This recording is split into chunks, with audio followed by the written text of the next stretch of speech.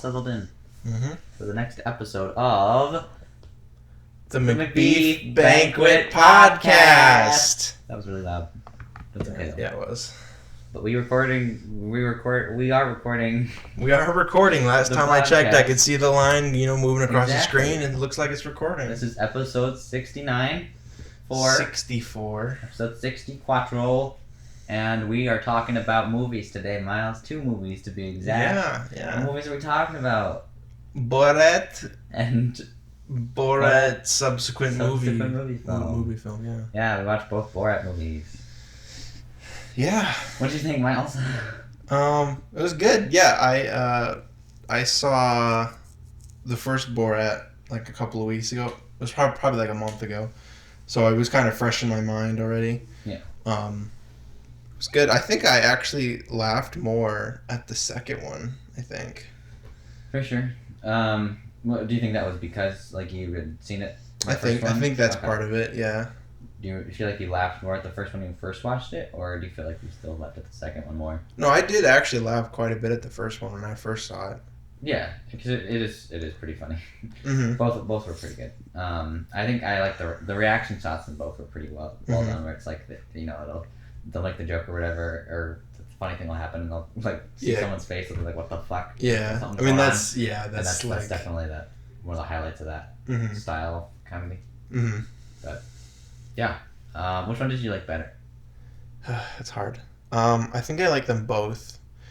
I think the sequel had more of a better plot, I would almost say. It felt more cohesive almost. Yeah. They used storytelling methods, I think, a little bit better in the second one. Okay. But I think the first one had better maybe not even that. I was gonna say better those I don't know what I forget what they're called. Just the moments where he, talks to people, public interactions, I guess. Yeah. I was gonna say the first one had better ones, but I think the second one had better ones than the first one because it had a lot of actually talking to Republicans, very right leaning people, and it was right. It also helps. I think that it was also more based on stuff that's been recent, in the media. Coronavirus and Trump and Pence and all that, and so I guess it kind of helps for us probably to connect easier to that. Fresh, I would imagine than stuff that was going back on in 06. I was not paying attention to things going on at the time. I was 6. I know what sort of stuff went on during that time period, but it's not as obvious to me as stuff not as well nowadays. Yeah, you're not as well connected. Fresh in our minds, so I can agree with that. Yeah, I don't know which one I liked better. I think I like both of them pretty equally. I'd say they're both pretty good. Yeah. It was kind of hard for me not to compare it to the first one. Yeah. Because it's a sequel. You have to kind of build off of the first one. Yeah, exactly. And it didn't feel like it was a sequel, but it was both were good though. I agree. The humor I would say was pretty par. Similar. Yeah. In both both the first and the second one. Yeah. Which one do you think was more cringy? In a good way, the good kind of cringe? Yes, and then the bad kind That's of funny. That. I don't know, honestly. I think the first one, because there were a few, I don't know. It's hard to say. There was a lot of jokes I feel like I can't really remember, unless I watch it again. Yeah. This moment was pretty good, or, No, I don't know. They both had, I think, almost an equal amount. Oh, okay. First one had, for bad cringe, there was the scene where they're naked, the two when they're fighting people, the naked in the hotel. Yeah. And then they go down in the lobby. That one's pretty cringy. And then in the second one, there's the ballroom scene with the daughter and Borat. That is kind of hard to watch. That was I would say that was probably toughest of that film of that movie. Yeah. I really like the like baby joke. That whole sequence was really funny. But yeah. Yeah. The way that was set up and what they talked about was great. Jules. Obviously. Jules, stop. Very impressive. We have a guest with us today. Jules, would you like to say anything? Something? Would you like to say anything? She's running away. She doesn't want to. We got a runner. Okay. Anyway. I have a question. Yes. Go. Go, Miles. Go. So I know that the point of him putting on the costumes was because he was going to get recognized. Yeah. But do you think it would have, did it help or hinder, I guess, the viewing experience? Because personally, I think that just him being Borat was what was so good about the first one. Yeah. And I think they probably had to, recognize that it was a sequel and they have to try to keep it interesting. And also under wraps as well. Yes.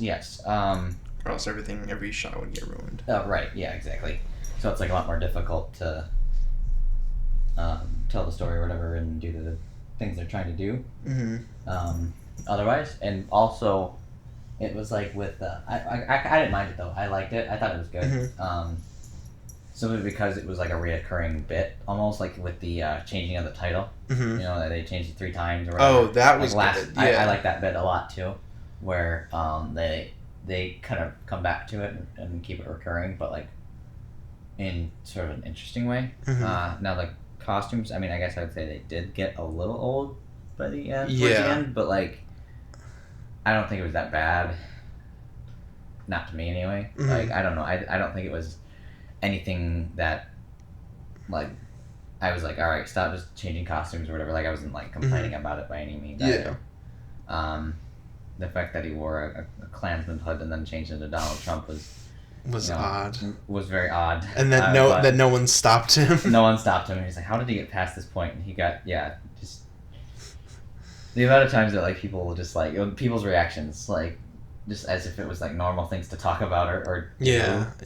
With some of the things he would bring up or whatever. Maybe it's nowadays people are just more desensitized to that kind of stuff. I don't know though, because it's I don't know what. Because I remember the first one, he was there was a lot of stuff people saying you can't do that, you can't say right, that calling him out on stuff or whatever. Mm-hmm. And maybe him getting kicked out of the house. Mm-hmm. Yeah. What was I gonna say? Oh well, yeah. It's essentially Borat. Sacha Baron Cohen playing Borat, playing his fake character that he's made up. Mm-hmm. So it's interesting, yeah. But I don't know. They weren't amazing. I don't know, because I want to say I wish the characters that he played a little bit bigger of a role, but it wouldn't make sense with the Borat character itself. Yeah. No. It's hard to write it that way or stage it that way to where it's all cohesive like that. Mm-hmm. Especially with that style of making too, because it's such a different concept than just making a simple narrative where you control everything that you see and mm-hmm. do and say. So it, for something like that, it is difficult to really match anything up like that up without having a really good reason. Yeah. So good movies though. Mm-hmm. Yeah. Quite a few good jokes in there. I kind of I don't know. I almost kind of wished I had seen the first Borat sooner. Yeah. Then, because I literally just saw it for the first time a month ago. Yeah. And I feel like I would have enjoyed it, a lot longer ago. But it didn't seem. I didn't know what it was, I guess. Because I've been into Eric Andre, the Eric Andre show for at least a year or two now. Yeah. And that's, it's got those same public bits. Right. Which I'm surprised. Kind of pushing them down a little bit. Yeah. That Eric Andre does get recognized more. I'm sure he does, actually. Yeah. But they just don't show it. Yeah. I don't know what else. It's not, it's not like a normal film that we've watched. Right. Either of them. Yeah. Yeah, I don't know.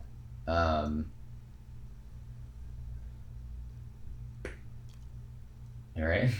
Hey, I'm fine. Just casually broke your neck.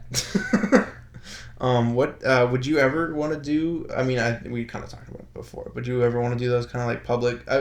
Again, probably not that like hardcore, and also probably not right now. If I were to the time of, but if I were to want to do something like that, I don't think I would want to make like a feature. No, like yeah, that, no. But like, yeah, I could see like doing like a small little like a comedy bit series or something maybe, or just like random.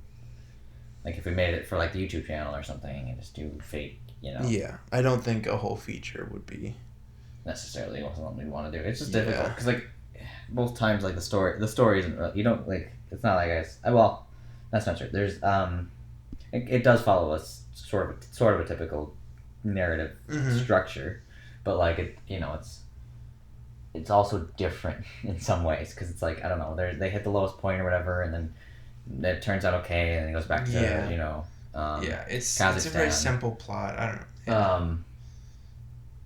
So it is definitely doable as a feature. I don't know. I don't think it's a very good. I don't think I want. Yeah, and I just feel like it's difficult to do. It's good with Borat. Yeah, right. Because it's like he's actually a funny guy. Yeah, it's a funny character.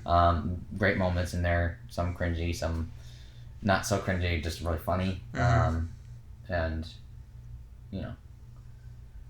when it's done well like that I'd say that's probably that's done pretty well. Probably can't get much better than that.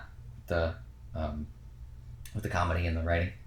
So yeah, if we were to do something like that, it'd definitely be, I feel like smaller stuff, just random things. Yeah. I would almost say I wouldn't even really want to follow any particular narrative anyway. Just kind of do wacky things or have random things happen, Yeah. Because at that point, I'm not really trying to, you're not really trying to say anything, or at least I feel like I wouldn't want to say anything like that style. More so just be there for like the bits and comedy. Yeah. But yeah. I don't know if you agree or disagree. No, I definitely that's my agree. thought anyway. I was gonna because I had mentioned that I wanted to see Bruno because I heard that I'm pretty sure it's like similar in style. Okay. Yeah. But I have not seen it yet. So. Okay, bye, Jules. Bye, Jules. Oh, she's interested in me now. Take that, Mel. I guess that's it. Obviously, we recommend the films. Yep. If you haven't seen the first one, you should probably watch it. Classic. I don't think they're needed to be. No, they don't need. You don't need to watch them in order. It's but not. Some small jokes will make more sense. Right, references to stuff. To the first one. Jules, think about what you're doing. Jules, don't you dare hit stop. Jules, get down. Jules, come on. Jules, seriously. Get down, you silly goose. Go that way. Go. Just push it that way. Yeah, there you go. Cat malfunctions. She did like step on your keyboard. Yeah, it's okay though. Okay. It's still running. Yeah. I think. Guys, say something if I'm not there. Wait. No, I don't know. Okay. I guess that's it for the movie portion. Yeah. Did you see anything? I did watch Sideways and Walkabout. Both of those I would recommend. Sideways was really funny. That's Paul Giamatti and Thomas Hayden Church, and it was great because Thomas Hayden Church plays he's like the friend of Paul Giamatti's character, who's like a writer, who's not really having much luck with the writing. Yeah. So he's also like a teacher, like middle school writing English or something, and basically he's trying to get like a book published and. It's keeps sort of falling through, and so like Thomas Hayden Church is like trying to inspire him and be like, dude, we'll move up here and we'll set up a vineyard or something because he's also into wine, and then he's like at the same time he's like cheating on his wife or whatever or like doing all this stupid shit. He's like, I want a fucking party, and it's like, my goodness, it's just like two sides of like two completely different like almost characters. Jeez. But it was pretty funny. I definitely recommend it. And then Walkabout was really interesting because it was so it's all like an Australian. That one. Yeah, Australian like almost like kind of coming of age story where it's like the, talking about like the Aborigines would go on a walkabout. It's kind of like a documentary almost. Sort of. So yeah, so it was a narrative, but obviously, but yeah, it does sort of have real. Yeah, like examples of like or well, not examples. It doesn't like show specific examples, but like portrays what that was kind of like for the Aborigines to live out in the wild or whatever, and because like the idea of like a walkabout is that they go. They at like I think like the age of 16 or something like that, when they like sort of reach adulthood, they like have to go out and survive just on the land on their own for a certain period of time, and so it's just like these having to survive on the land and stuff, and it was pretty interesting, I will say, and it was based on a book too, which I want to check out at some point as well, but I would recommend both of those movies. Like I said, they're both pretty good. If you ever get a chance to watch them. But what about you? What did you watch? This is weird because this comes out like 2 weeks after Halloween or whatever, but we had recorded this right after Halloween. The week after Halloween. So the only movies I watched were horror movies. On Halloween with Connor. The first one we watched was Paranormal Activity 4 because she likes those found footage type of films. Okay. And also Saw, but we did not watch Saw. You didn't watch Saw? You didn't want to watch Saw? You're afraid of... I'm not a huge fan of Saw for some reason. What's the name? Jigsaw, yeah. I was going to say Clown Face. Clown Face. What's the name? Dude, Clown that's Face? racist. That's racist. You can't say that. Clown Face. So yeah, we saw Paranormal Activity 4, which was fine, I guess. Yeah. It's not amazing. Anything that spectacular. Yeah.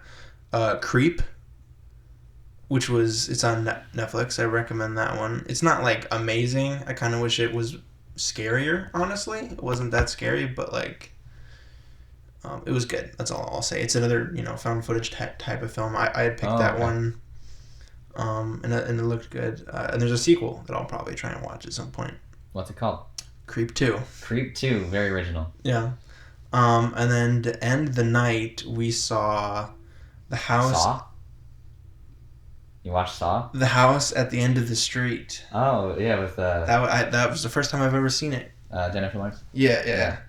What did you think of it? It was good, actually. I kind of liked it. I liked it too. When I watched that. How long ago was that? It was maybe 2014, 15 or something like that. I think 2012 was when it came out. We watched it on Netflix, and it was really good. I liked it. I remember really liking the ending when they're showing like the not found footage, but like the family footage or whatever. And, that one was really good. Yeah, I can't believe I had never seen that. Yeah. It's crazy. Where'd you watch it? Did you just rent it? It was on Netflix. Oh, it is on Netflix. Netflix or Hulu? I don't remember which. Sure. Okay, might have to watch it again. Yeah, it's good. I was thinking like when she's spoiler alert, obviously, but like when she puts like the lamp on her arm to break the. I was like, she's stupid. Yeah, right. Idiot. Why did you try to break free, you moron? No, I mean it was like you could have done something else. I think. Yeah, probably. And she should have taken it off sooner, because it was on there for a long time. Yeah. Granted, I don't know if it could actually do that. I imagine it could. Idea. I don't know. It's weird. So yeah, that's the only movies we watched. But what did you guys watch? Let us know in the comments below. Yeah. There's a ghost in our house. It's a cat. In your house, I should say. It's a cat. It's only my office, partially. Mm-hmm. You own... I own a share of the office. 1/5? A fifth of the office? Oh, that's Connor. I thought it was a cat. I thought it was a cat, too. I thought it was like Jules or something. What the cinnamon toast fuck kind of door is that? Okay. Alright. So I think that's it. I don't know if there's anything else. Okay, sorry guys. We had to cut for a second. Miles was stripping in the middle of the office. But anyway, we're back for the episode. Nothing. There's nothing else. Oh, yeah. Well, there is actually. One thing. There's one thing we gotta do. Ooh. What are we watching next week? Borat number 3? Borat. The subsequent movie film? Very nice. We're gonna be talking like that the rest of the weekend. Yep. We are watching... Drum roll. I hope you haven't seen it, honestly. We are watching Lost in Translation. Lost in Translation? Have you seen it? Nope. Peacock. It's on Peacock. It's on the... Let me see your Peacock. Let me see your Peacock. Talk it up. Yeah, Lost in Translation. It's on Peacock. It's on Peacock. Stars Bill Murray. Have we done a Peacock movie before? Scarlett Johansson. I think we might have. I don't remember. We must have. I don't know. But yeah, it's came out in 2003. Joseph's looking in the door. Just makes me think equals 3. You took my son. Where is my son? Okay, yeah. 2003? Yeah, 2003. Cool. It's rated R. Got a 96%. Yeah, 95. 95%. That's still pretty good. On Rotten Tomatoes. Yeah, looks like it's gonna be a good movie. It looks like it's gonna be a very sexy times. Very sick. Yeah, we're gonna have sexy times with my mother-in-law. Yes, indeed. Very nice. So yeah, check out Peacock. Lost in Translation. Lost in Translation. That is on Peacock. That is on the Peacock. Cock. And yeah, I think that's pretty much it. So yeah we'll see you guys next week for Lost in Translation. Yeah. Go watch it and then come watch us talk about it. Except we probably won't be able to because it'll get lost in translation. Very nice.